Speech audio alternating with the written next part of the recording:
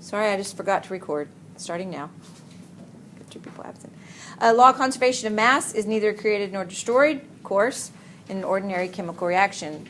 The same number of types have to be found on both sides of the reaction. Remember, I told you yesterday that the particulate view is going to be very important in AP Chem, and this is an example of what I mean by the particulate view. They don't just want you to write H2 plus O2 yields H2O. Oftentimes they want you to write in particle form what it is, okay, including any leftover reactants, okay. And so that's going to be an example of and it's very basic drawing. You don't have to be, although I know I have several artists in here, you don't have to be an artist to do particulate drawing. The law of definite proportions, if you remember from last year, says that a given compound always the same proportion. That means anytime I have sodium chloride, it's always 1 sodium, 1 chlorine. It's always, I think, 56% one and 35% the other. It's always the same, whether I find that sodium chloride in the United States, in Europe, in Africa, whatever. It's always the same proportion. The law of multiple proportions says when 2 elements form a series of compounds, the ratio of their masses of the second element combined with 1 gram of the first can always, whatever. Okay, that's a complicated way to say that.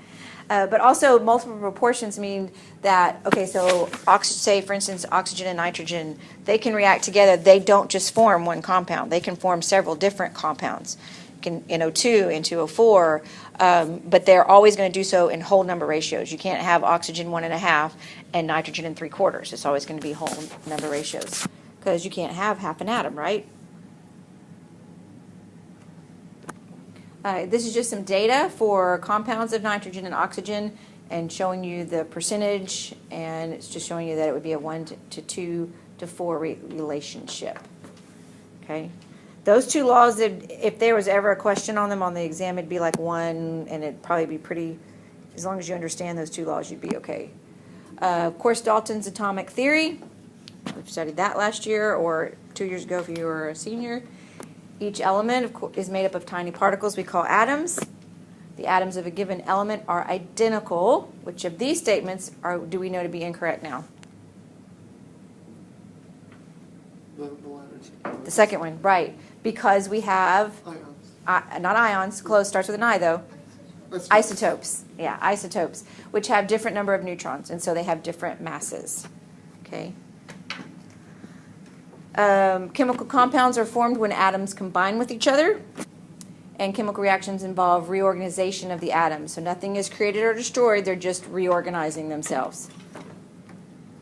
Dalton determined the first table of atomic masses. He was the first one to come up with that. Many of them were wrong because he had the incorrect formula. For example, he thought water was OH, okay, and had a mass of 8 for oxygen and 1 of hydrogen, so he was wrong in that, but it was the right concept that he was after. Gay-Lussac and Avogadro, you remember those from the gas laws. He studied the volumes of combining gases that allowed them to determine the correct formulas. Avogadro's hypothesis is the one that says at the same temperature and pressure, equal volumes of gases will contain the same number of particles. Okay, the identity of the gas does not matter. So in this particular case, all 3 of those got 22.4 liters. Everything's at the same conditions, and you got different masses, but they're going to have the same number of particles. Okay, would they have the same densities?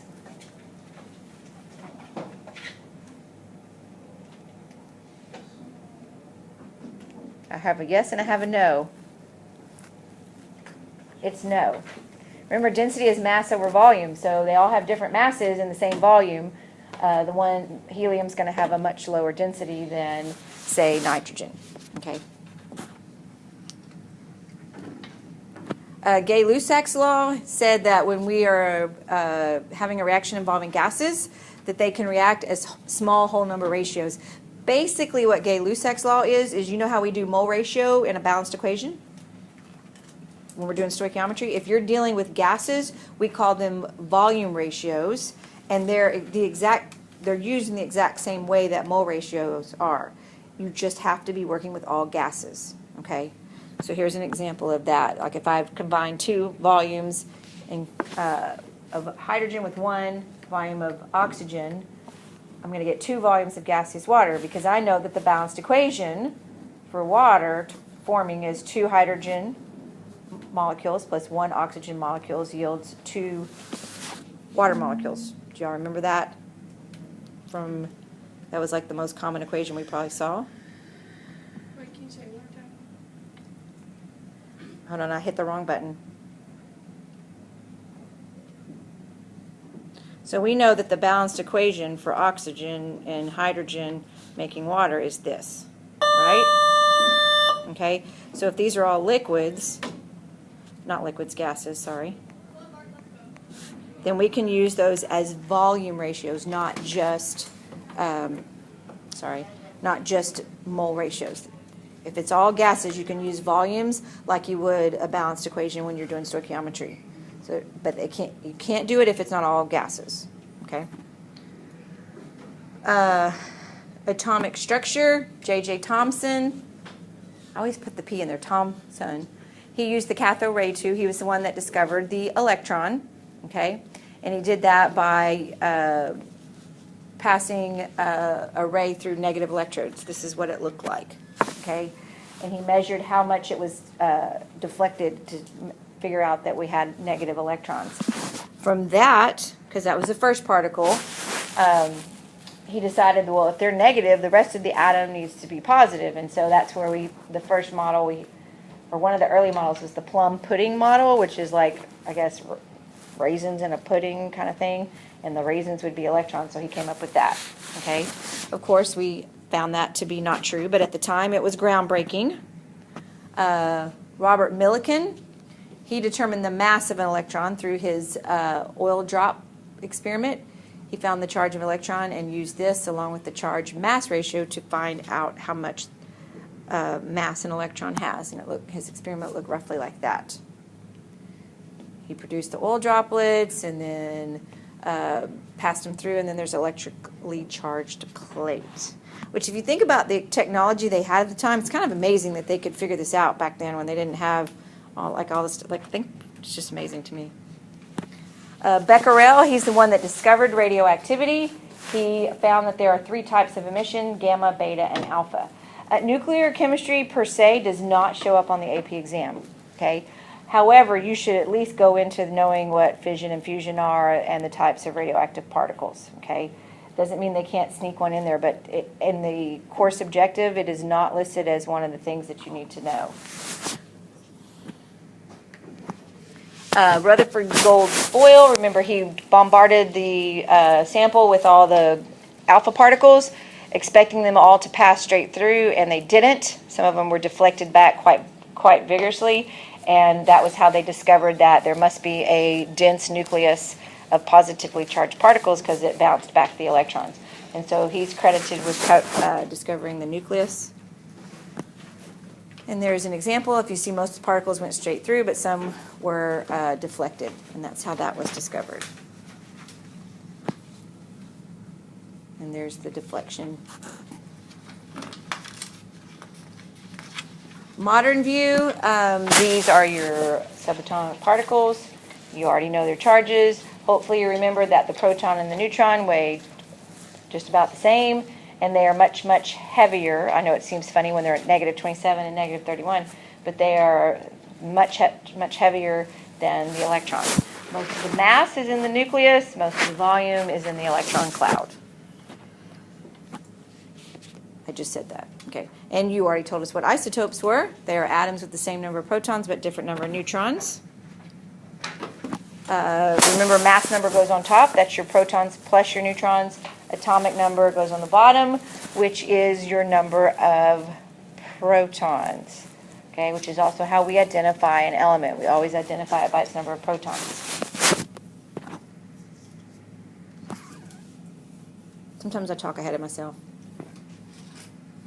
If I go too fast, please stop me, because especially for this beginning stuff, I promise when we get to the new stuff, I don't go this fast.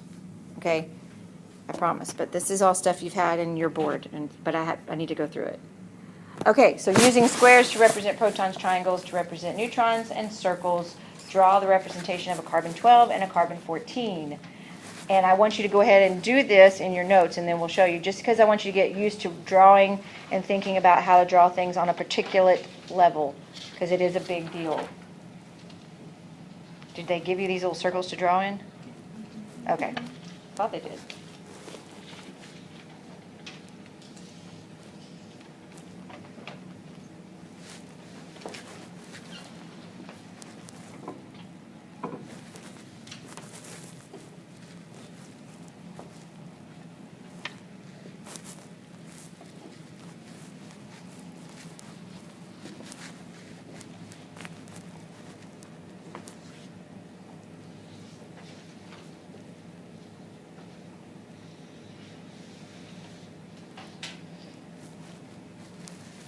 And we don't have assigned seating in here, so you can sit wherever you want, but don't make someone mad and take their seat back.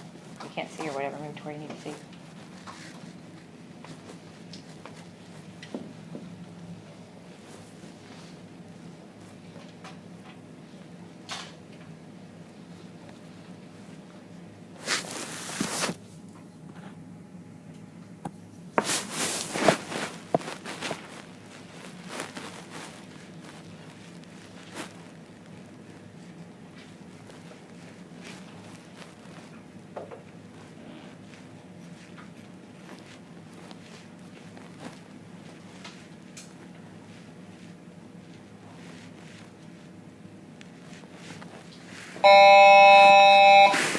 Okay, if you have finished drawing that, I've put up there what it should look like. Basically, you should have 2 more neutrons in the carbon-14.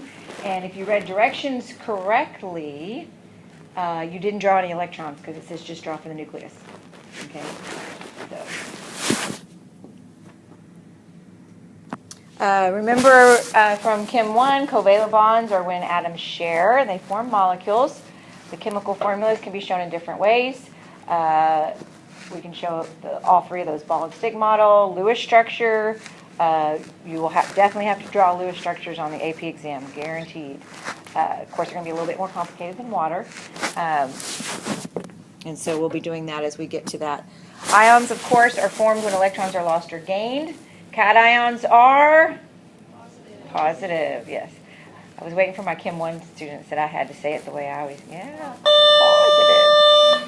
Cations are positive. And anions are negative, okay? And then when we put them together in compounds, remember, they have to be electrically neutral. The electrostatic attraction, which is called Coulombic forces, form ionic bonds. We're not going to do it real heavily on this chapter, but we are going to talk about Coulomb's law quite extensively in here. It is extremely important on the AP exam because it's basically how you explain why things behave the way they do, like if you're comparing 2 molecules or ion compounds together, you got to talk about their Coulombic attraction. So we will be going over that a lot. You get tired of hearing that word. It's like a big buzzword for the AP Chem exam. Okay?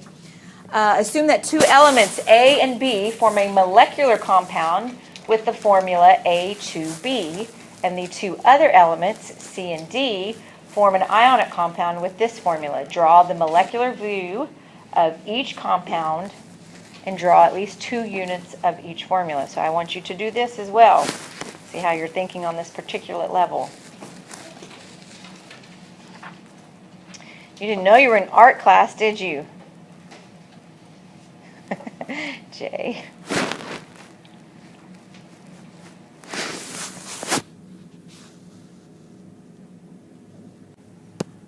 All right, so that's what that should look like. Let's move on to the periodic table.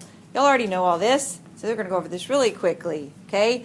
Group 1 is the alkali metals. Group 2 is the alkaline, transition, halogens. You know where the metals, you know where the non-metals are. If you don't at this point in your life, then come see me, okay? Okay? That's saying the same thing. Again, if you don't remember this, it's very easy to refresh your memory. If you still don't understand it, then come see me. Naming, this is what we need to review on. Remember, we have our ion test on Monday, so make sure you study for that. Flashcards if you need them, or just, most of them you're not going to have to study because you can figure it out based on where they are on the table. Binary molecular compounds, 2 different nonmetals. Okay, remember the first name the first element keeps its name. Okay, it only gets a prefix if there's more than one. Okay, second name always, or second element always gets a prefix, and its ending is changed to IDE. Does everybody remember the prefixes? Do I need to go over them, or do you remember a mono, di, tri? Y'all remember all that? If you don't, they're in your book, but if you need me to list them out for you, I can. So we have carbon monoxide, we have dinitrogen pentoxide. If you just said carbon oxide, it would be wrong. You have to put mono even when there's one on the second element. It always gets its prefix. I guess it's mandatory. I like it. It's mandatory. I like it. I like it. Ionic compounds, of course, are a metal and a nonmetal, or a polyatomic ion. You name the cation first, followed by the anion, and it ends in IDE unless it's a polyatomic, and then it gets its name. Sulfate keeps its name of sulfate, etc. When we're writing formulas, remember the positive and the negatives have to equal each other out, and we show that with subscripts. The only time we need parentheses around the polyatomics is when there's more than one of them. Okay?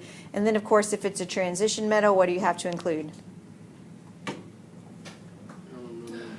Roman numeral. How many of y'all remember those naming quizzes that we did last year?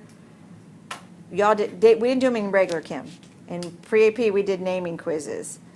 Yeah. How many of y'all got them wrong when you forgot to put the Roman numerals? Are you sure we didn't do it 2 years ago? We didn't do them in regular chem. We did them in pre-AP. And I'm not even sure if we did them. Did we do them your year, Jared? I think we did, Yeah. Now, y'all's year, y'all did them on paper. In my class, for pre-AP, we did them on computer. They were Canvas quizzes, so they could immediately see how they did. But if you had Miss Lawrence, I think the reason they were hard on the computer because she didn't do them till towards the end. Like I started mine out on the computer, like very first one. We didn't do computers till we had done probably Yeah, and that was a little hard because like by then we're grading it harsher. You know, the first one or two we were a little bit more lenient on. So I started mine out on that because I'm just like they got to get used to it. So, okay, so. Sodium chloride, not sodium chlorine. Anyway, y'all know all these rules. Acids. Acids ionize to produce water. Wait, hold on. Start over. They don't produce water. They ionize in water to produce hydrogen ions. Remember when we're naming acid, it depends on if it's a binary or an oxyacid. If it's binary, it's just hydrogen in one other thing. It's hydro whatever ic. Hydrochloric, hydrobromic. If it is a oxyacid, meaning it's basically hydrogen with a polyatomic. 8 goes to what? Do you remember? Ic, and ite goes to us. Okay, so acetic acid is one of those ones that you have to recognize both ways because the inorganic and the organic chemist can't decide which way to write it. So that last bullet, you need to recognize it both ways. Okay. Sometimes the acetic acid is its actual common name. Its actual IUPAC name is ethanoic acid because it's an ethane-based chain. All right, what's this one called?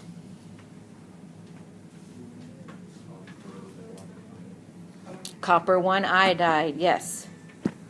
What is this one? Sodium bicarbonate, also known as baking soda. You could also name it technically sodium hydrogen carbonate would be technically correct. Okay, both of those are accepted.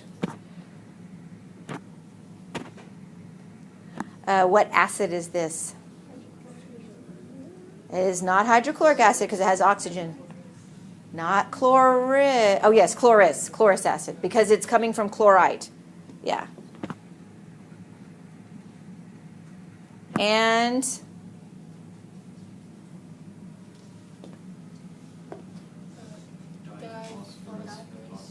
diphosphorus pentoxide, yes. And then how would you write this formula?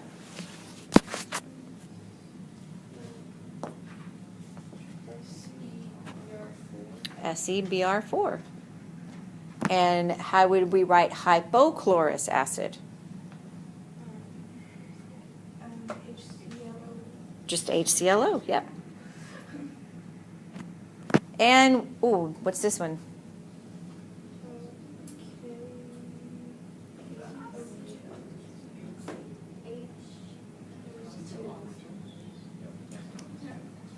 H. Or what would this name be? Oh, I'm looking at the wrong. Well, what's the name? I mean, Is it potassium oxalate? it is potassium oxalate. It's on the thing. Oh. Is this how they're knowing them so well? That was the one that was flipped. Like paper has potassium Yeah, you can oxalate. get those in Oh, okay. Well, that's interesting. Yeah, well, okay. Even though the classic names are not tested on the AP exam, they're not going to ask you ferric or ferrous. It's still a good idea to know them because a lot of times the literature or a lab we might get might say, ferric chloride, copper, cupric, whatever. So it's a good idea to know those. We made you learn those last year. We didn't make you learn cobalt, and I've actually never seen cobalt on anything like that. So, but it's a good idea to know what they are. So we're going to talk a little bit about organic chemistry. Organic doesn't show up directly on the exam. Like they're not going to ask you to name something. But they like to use the structures or give you two structures of organic and have you answer questions about them. So it's good to at least know how to name them or what their basis is. So hydrocarbon, of course, is just carbon and hydrogen. Hydrocarbon derivatives are where we've replaced one of the hydrogens with either another element or a functional group, okay? And functional groups are like the reactive part of the element. The alkanes are only have single bonds. So all the carbons have single bonds in an alkane. Their general formula is CN H2N plus 2. So if I had butane, I could figure out, okay, butane is 4, so I would do C4, and then it would be H10. Okay, so you definitely need to know the basis of the first 10, methane, ethane, propane. You've got to know those so you can recognize that. And then I would say write these formulas like this, C2H6, and go through and write them that way because they're not going to show you a formula. They're not going to say decane and then list it out like that. They would say C10, H, and then 2N plus 2 would be C22. Thank you. Like that. So I'd go through and kind of write that down so you recognize them that way because if they're going to show you something like that on an exam, they're not going to show you that way. They're going to show you this way. Okay? So make sure you understand that and you should be aware of the basic, what an alkane is, what an alkene, alkyne. Alkenes have a double bond, at least one double bond. Alkyne has a triple bond. You can kind of remember it in alphabetical order. A, E, Y, 1, 2, 3. It could go in alphabetical order. Okay? And then their general formulas are listed there as well. So you should be aware of that for sure. It's one of those things that it's good to know. They're not going to probably test you directly on it, but it might help you in a roundabout way.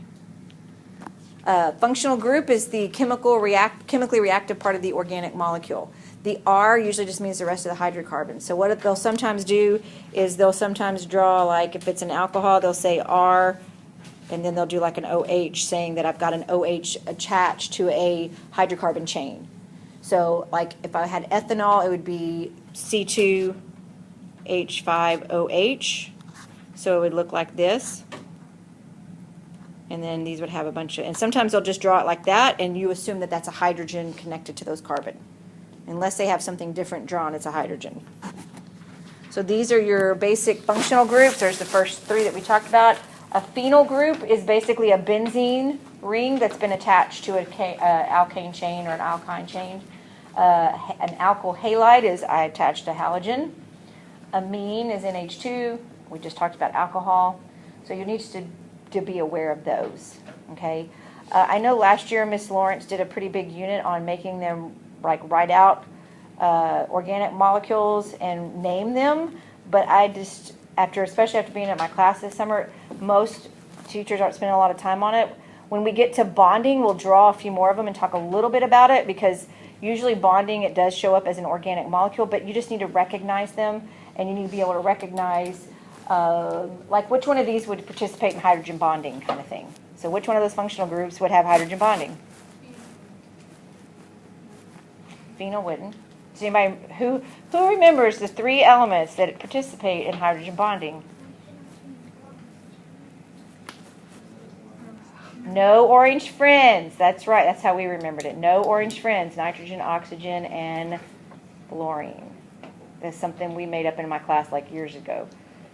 Some people say hydrogen bonding is fun, like FON, but I like no orange friends. So things like that. So we're not going to spend a big portion of time naming things.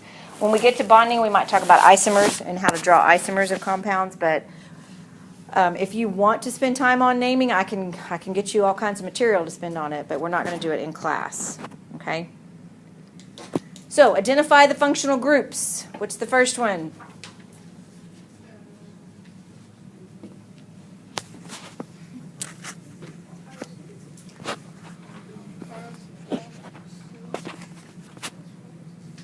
The first one is not carboxylic, unless your first one's different than my first one.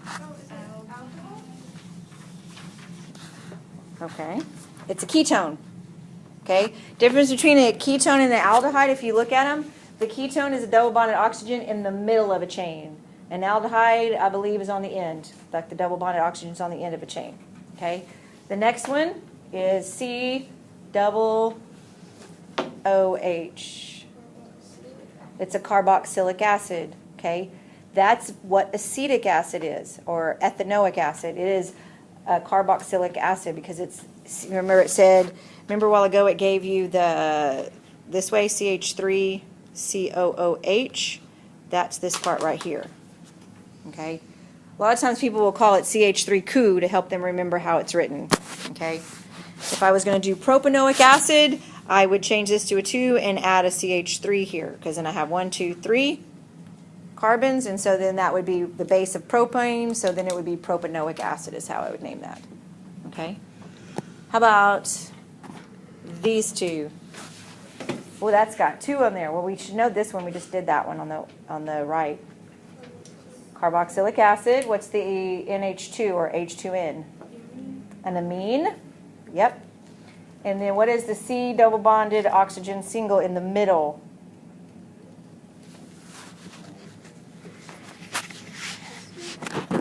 Ketone. No, it's an ester. Ketone has just 1 double bonded oxygen in the middle. Okay? But an ester has a double bond and a single bond. Esters are actually very fragrant. They're like your fruits and stuff that have, a distinct smell. It's actually an ester. When I was in college, we got to do a cool lab where we got to recreate some of those esters, and it smelled like apples and bananas and oranges. It was kind of cool. Okay? Do what? It's ester cool. Like extra. How about this one? Aldehyde, because it's on the end of the carbon chain. Okay? So we just kind of need to recognize those. And I believe that is the end of our slide.